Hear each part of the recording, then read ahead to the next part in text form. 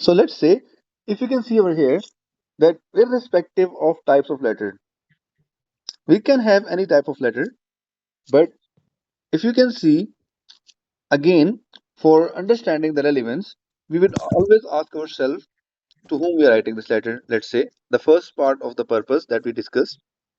So the point I'm selecting, is it relevant for that person or not, right?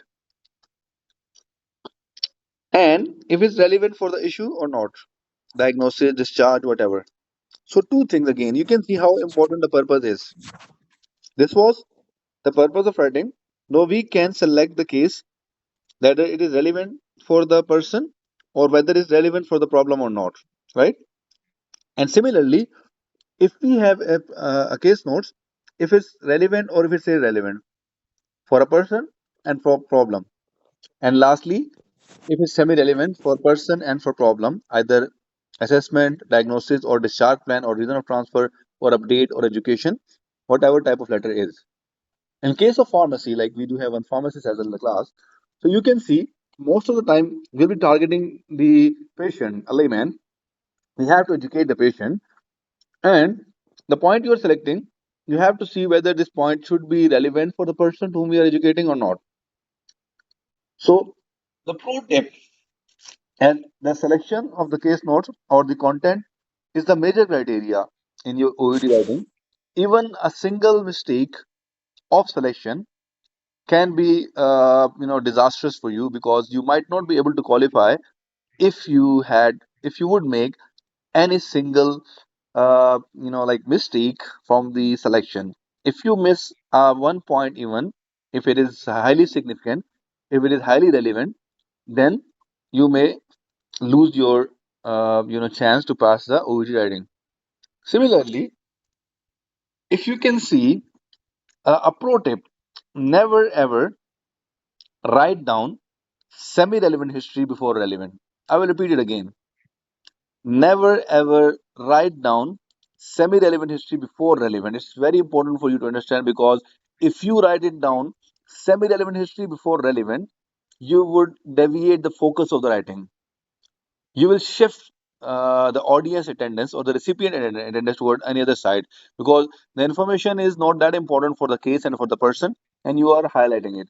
And why candidates do this mistake? It's a common mistake that candidates do write semi-relevant before relevant, because they do find the pattern. Remember that there is no standard pattern of any type of letter. You have to patternize the letter based on the given history, right? So it could be random actually, based on merely the reason of writing and the audience or the recipient. So never ever write down semi-relevant before relevant. Similarly, never ever write down irrelevant history, right? Irrelevant should not be written no matter what. And if, for example, if you are concerned about the number of words, though it's not recommended to write irrelevant word, and still if you're writing irrelevant, or if you're not sure that it is irrelevant or not, so do not write it down that particular history, if it's irrelevant, before even semi-relevant. And there is no question on that point that you would be writing irrelevant history before relevant. And still we do have seen this mistake, even the candidates who are writing mock letters, that they do write down sometime irrelevant history before relevant as well. Why? Because they try to follow a pattern, a standard format. There is no standard format.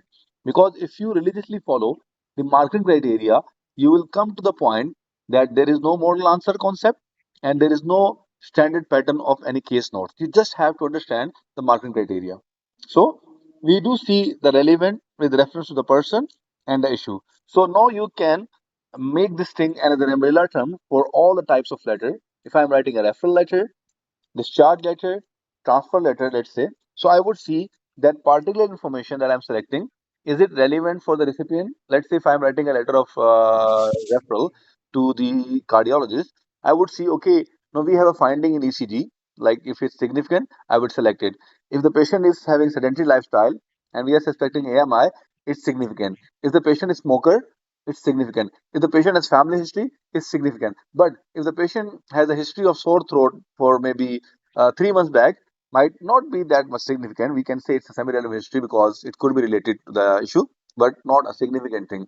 If the patient is having, let's say, a fracture arm 2 months back, is totally irrelevant. So you can see we are writing this letter to a cardiologist, and according to the cardiologist, we have to select which information is relevant and which is not relevant, right?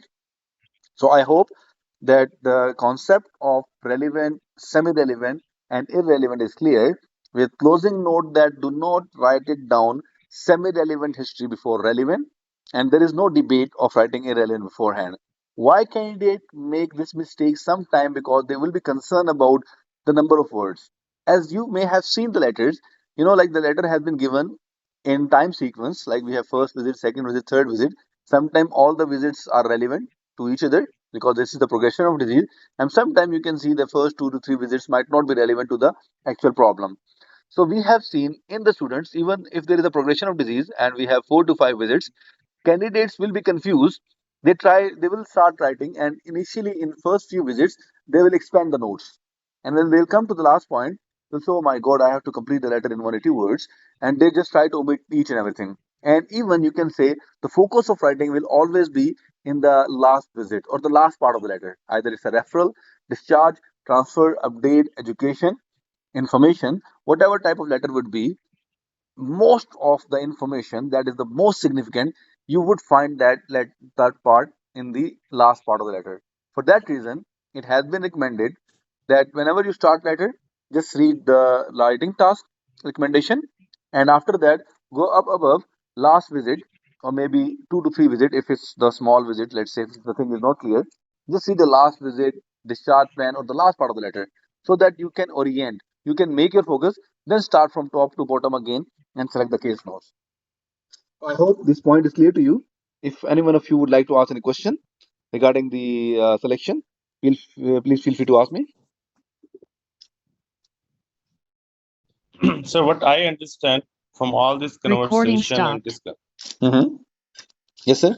first of all,